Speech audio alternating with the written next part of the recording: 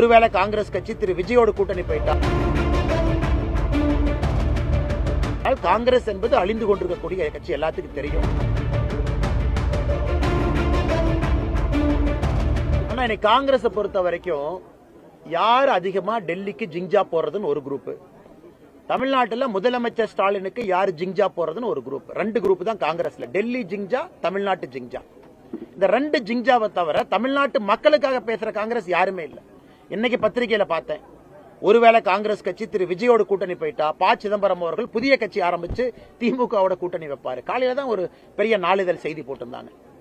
அதன் பிறகு காங்கிரஸ் கட்சியில் இருக்கக்கூடிய ஒருத்தர் டேட்டா அனலிட்டிக்ஸ் செல்லுடைய தலைவர், ப்ரொஃபஷனல் காங்கிரஸ் தலைவர், அவர் விஜயை போய் பார்த்துட்டு வர்றாரு, போட்டோ போடுறாரு.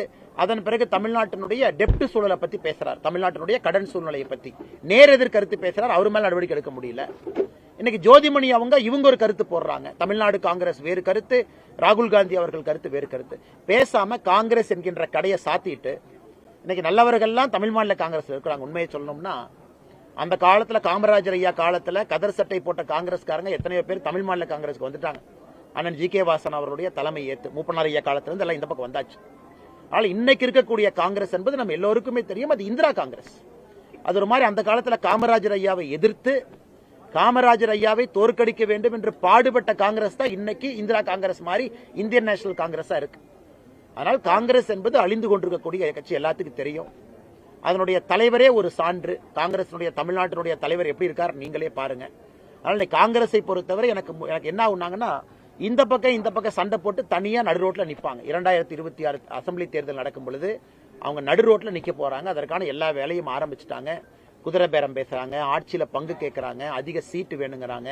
இதெல்லாம் ஒரு பக்கம், விஜய்கிட்ட போகணும்னு ஒரு பக்கம். அடிக்கடி ஆல் இந்தியா தலைவர்கள் காங்கிரஸ் கட்சியை தமிழ்நாட்டை சமாதானப்படுத்துறதுக்கு வார வண்டி வருது. அவங்க போற இண்டிகோ டிக்கெட்டுக்கே காங்கிரஸ் கட்சியினுடைய கஜானா காலியாயிர மாட்டிருக்கு. அவ்வளவு பேத்த பொதுச்செயலாளர் அனுப்பிட்டே இருக்கிறாங்க. அதனால காங்கிரஸை பற்றி எவ்வளவு பேசினாலும் பேசிக்கிட்டே போலாங்கன்னா, இந்தியாவில் எப்படி காங்கிரஸ் என்கின்ற கட்சி இல்லையோ, தமிழகத்துல இன்னைக்கு தமிழக காங்கிரஸ் என்கின்ற கட்சி கொஞ்சம் கொஞ்சமாக தேஞ்சு எறும்பினுடைய நிலைமையில் இருக்கு.